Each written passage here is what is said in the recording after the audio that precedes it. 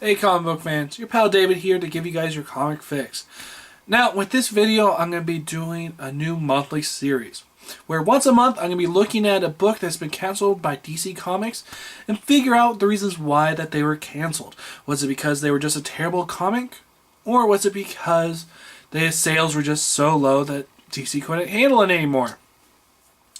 So, with that, I'm going to be looking at the first volume, or the first 8 issues of, and the only 8 issues of Mr. Terrific.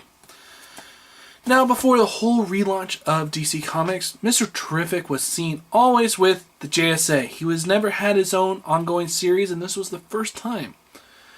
And I was actually pretty interested to see where this story will go, because I knew that this was Mr. Terrific's first time being out on his own.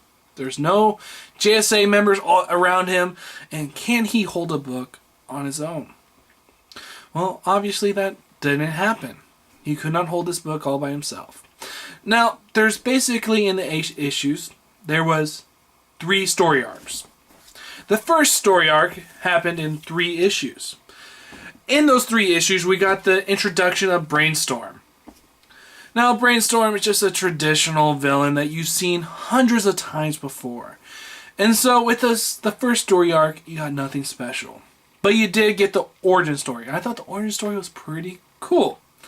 Basically what happens is, Mr. Terrific, he's living the high life, he's one of the 3 smartest men in the world, and his wife dies, and he basically finds out that when she passed away in a car crash, that he found out that she was supposed to give birth to a boy.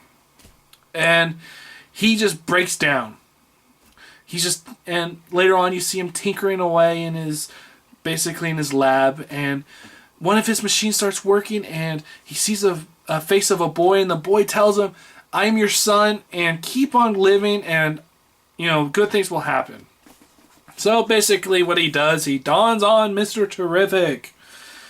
So you got that all in the first story arc. Nothing really special. But the interesting part was, and the controversy was, Karen Starr, also known as Power Girl. You get to see her in this book. In this book, she is basically Mr. Terrific's boyfriend. Or partner. Not a partner, but a business partner.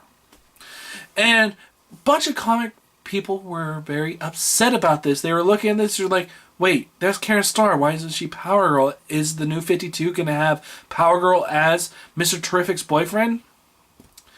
So, there was all of that going on. Well, then you figure out at the end that there was actually a reason to have Karen Starr in there. And I actually loved that part of it. I'll get on to that later. So, with that first story arc out of the way, it was just nothing spectacular you've seen 100 times before. But then we get into the second story arc. The second story arc is 2 issues long, and it was actually the highlight, or the big high of this series. It went away from the traditional superhero stuff, and it went into the sci-fi elements. And that's where Mr. Terrific, Volume 2, or Story Arc 2 came in. And it's The Captive in Space. I love the second story arc. It's so sci-fi, it's Mr. Terrific trying to get free from these captives. He got captured, and just fun stuff happens in this story arc. At that point, I just thought, okay, this book can go somewhere. It finally got its footing.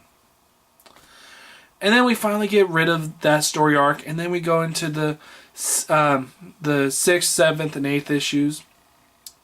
And that's where the storyline just started going lacking, and you could definitely tell that I think at that point the Mr. Terrific team knew that DC Comics is going to be canceling their books.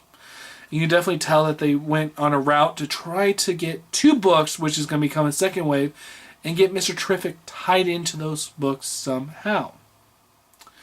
So at the end of the whole entire thing, you found out the reason why Karen Starr was there, and she was there to get some parts so she could build a machine to get herself back onto World 2, or Earth 2.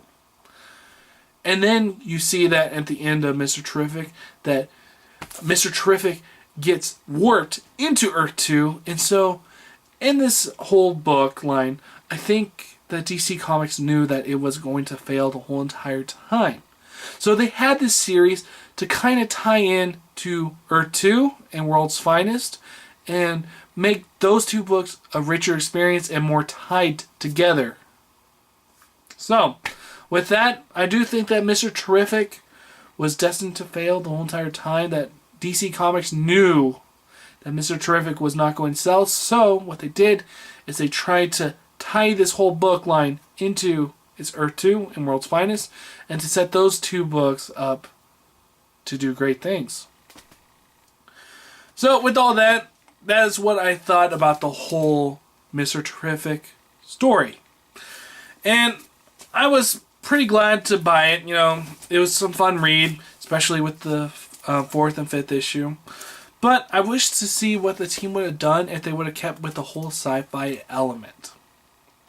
But we'll never know. And you can actually read more Mr. Terrific stuff in the Earth 2 books. So, I'm going to be giving Mr. Terrific, the whole series, a 3 out of 5. Great, or not great stuff, but just some good stuff comes out of it, even though it was destined to fail.